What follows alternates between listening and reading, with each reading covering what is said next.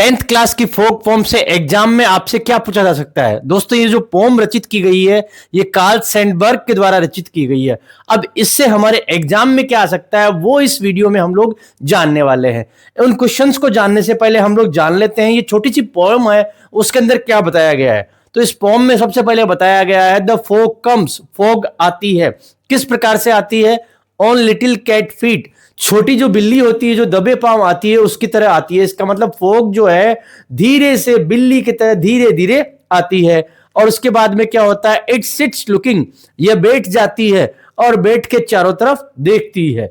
और उसके बाद में क्या हो रहा है? Over harbour and city, harbour का मतलब होता है पोर्ट या डॉक, इसका मतलब बंदरगाह जहां पे जहाज बहुत सारे रुकते हैं। और सिटी, इसका मतलब ये बैठती है और बैठ के चारों तरफ देखती है।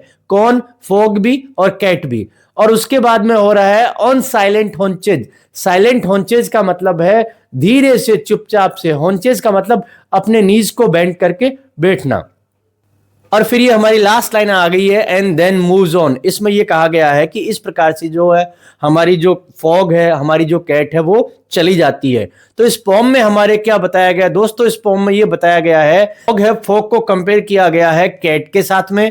और कैट के साथ में कंपेयर करने के ये कहा गया है कि ये आती है और चुपचाप बैठती है, देखती है चारों तरफ, हार्बर पे और सिटी पे हर जगह देखती है और हॉन्चेज के बल पे बैठती है और फिर भी दबे पांव ये चली जाती है। अब इसके पोएटिक डिवाइस जो हमसे एग्जाम में पूछे जाते हैं वो हम लोग देख लेते हैं। पहला पोएटिक डिवाइस है हमारा मेटाफर। मेटाफर में होता है कंपैरिजन, फॉग को कंपेयर किया गया है कैट से, तो ये हो गया है मेटाफर। दूसरा हमारा पोएटिक डिवाइस जो एग्जाम में पूछा जा सकता है वो है पर्सोनिफिकेशन। देखिए, सिट, लुक और मूव ऑन, ये पर्सन की क्वालिटी है और ये फॉग को दी जा रही है, तो ये हो गया है पर्सोनिफिकेशन।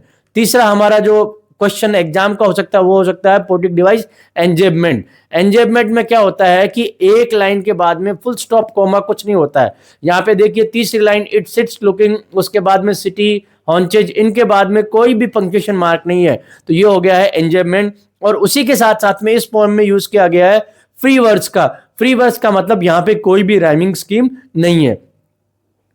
दोस्तों, एक बात का और ध्यान रखें, इस पोम का हमें मैसेज पूछा जा सकता है, इस पोम में हमें क्या मैसेज दिया गया है।